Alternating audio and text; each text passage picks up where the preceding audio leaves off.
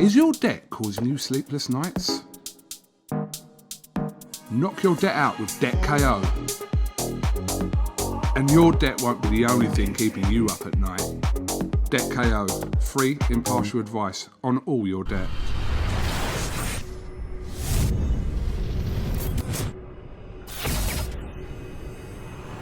I'm telling you, this is not even a joke around here, trust me. What's happening? This is UMAR for IFL TV in association with MTK Global. I take it, Dean, you're somewhere in South London. We won't reveal where. Yeah. I'm in London in the Gaza. You get me? It's all good. Dean, I thought I'd quickly get you on today. Give us an update on what's going on with your fighters, etc. in a second. But Deontay Wilder, whoa, the knockout. What's happened there? Oh, he said, hey, the wind. Oh, it's strong. That smoked the phone, you know. Oh, shit, hold on. Hey, that wind blew that to hell. Keeping this Oh, in. we might have to cut that out, that bit. No, I'll keep it in. Deontay Wilder's made some obviously outlandish I told you, Dad, you know what? It's not going to stay there, you know. That's two knockouts. Let's start again. Cut. Let's start again. Let's try and, I don't know what we're going to do here, buddy. We're having a bit of a mare here. Yeah, no, it's not going to stay. Third time lucky. Who knows? It's quite windy out here, you know. So yeah, we'll try this for a third time. Deontay Wilder's made some comments recently, very outlandish, and then he's come out and said, "I want Dillian Whyte. I want Dillian Whyte. I want Dillian Whyte." He's like an ex-girlfriend or something to that extent. What do you make of his comments calling out your brother?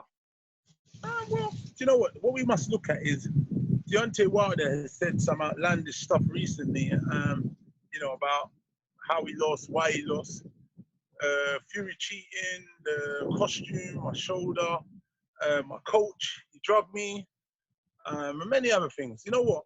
If what I look at is, I just think it comes across a little bit desperate. That's what it smells a little bit of desperateness to be validated, to be wanted, to be needed. Right now, he's the odd man out. He's the odd man out of a party. You know that little party of 4 or 5. There you go. Have to hold it. Yeah, it's over that one. That little charade is definitely over. But anyway, let's get from here.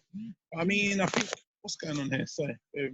Yeah, he's the odd man out of the party at the minute. I mean, Joshua's got Pulev, and then Dillian's got the rematch with Povetkin, and then it's going to be Anthony Joshua versus Tyson Fury. So that will take up the best part of the whole of 2021, going into 2022. Depends. If one wins, then there's a trilogy that's into 2022. He's by himself. He's a solo act. He's in the Who Needs Him club. He doesn't even own a belt. And then we got all the excuses that come with it. He's actually trying to tarnish his reputation, which was, you know, pretty good as being a bronze bomber, the knockout merchant, the knockout artist. And he's tainting it with all of this stupidness and foolery, and making a mockery of the sport of boxing. So you weren't surprised that he called out your brother? I wouldn't say I was surprised. I just felt like, you know, he's trying to do a little bit of his best to salvage the little bit of what's left of his careers, what's not left in tatters. Obviously, I know his bomb squad crew in America, you know, they still believe, you know, Tyson Fury cheated, and you know, I don't know, the gloves and whatever, the costume, they felt like he had an off night. But let's see what happens, man. You know, like, look, if the contract's made and the trilogy was in that, Tyson Fury should honor that and give him his fight and get it out of the way. I don't believe Deontay Wilder's got the beating of Tyson Fury, but listen, I could be proven wrong. So, you know, there's, you know, but it's one of them. But at this junction here where we're at, it's like, he's in the Who Needs It club. No one's going to give him an opportunity, because he didn't give Dillian an opportunity when Dillian was on the outside looking in and was hoping, you know, and praying, and became WBC mandatory for over 1,000 days. He did not give Dillian that opportunity. I'm not going to lie. I don't know what Dillian's going to do. I haven't spoke to him about it or anything. I spoke about other things a few weeks ago I think about a week ago or something when I talked to him. But I don't know. You know, he's busy training, doing his stuff. So I don't know. We'll see. Maybe I'll talk to him over the next couple of days and get his thoughts on that. Maybe he thinks, you know, fuck my man. He didn't give me an opportunity when I was looking for it. So let him stay on the sidelines and you know, let him do one. But then he might look at it like it's a big opportunity to make a hell of a lot of money, to smoke the guy I said I wanted to smoke, and to show the world that I can smoke that guy and I believe I can. So he might take it up. You know, Dillian is a fighting man, but at the end of the day, shit, what happened there? I don't know, I'm kind of smoking the camera, sorry guys. I think at the end of the day,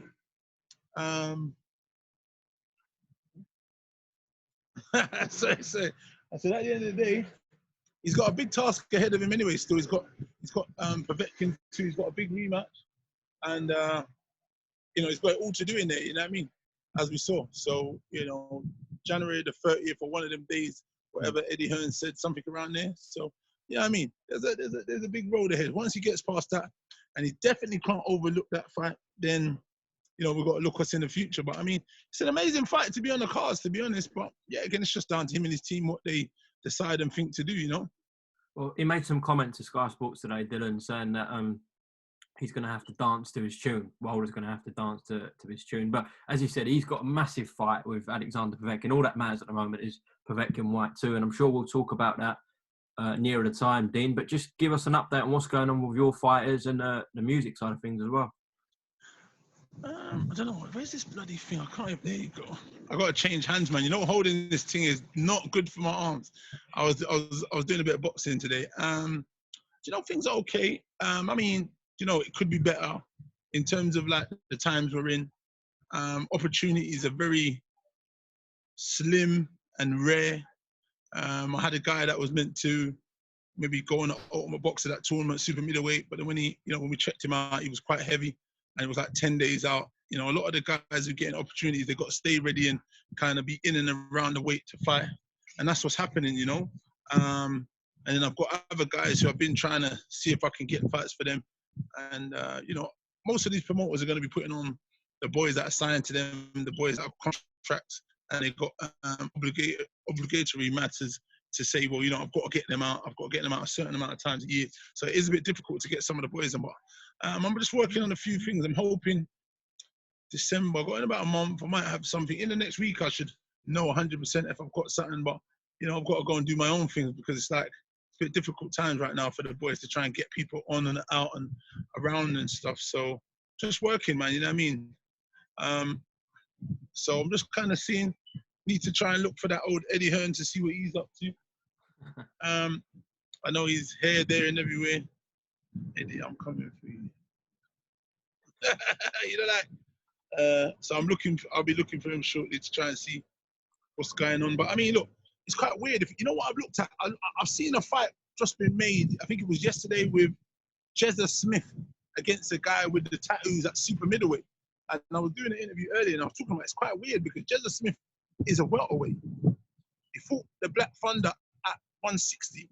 Now he's fighting at 168. I don't know. It's a bit weird. He jumped up but it's 3 divisions.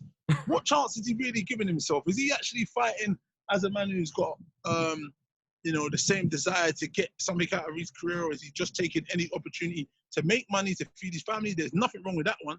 Or is it just one of them? Is he slightly leaning towards becoming a journeyman? I'm not sure. But going up 3 weight classes on short notice to fight someone, I mean, if you've got grand designs to being a champion, I don't know, it's a bit weird. I would look at the one with Jack Cullen against Doherty. That was a good one, but he only went up from middleweight to super middleweight, so that's not bad. And he pulled it off.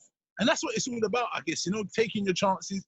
And if you get upset at apple cart, you potentially get a contract with Matchroom, which Eddie said. So let's see if Eddie's a man of his word and he actually signs him, which would be good because, you know, he's been taking some good fights. He done a good one with Zach Chelly, and that was a close fight. Some thought he lost, but he got a draw.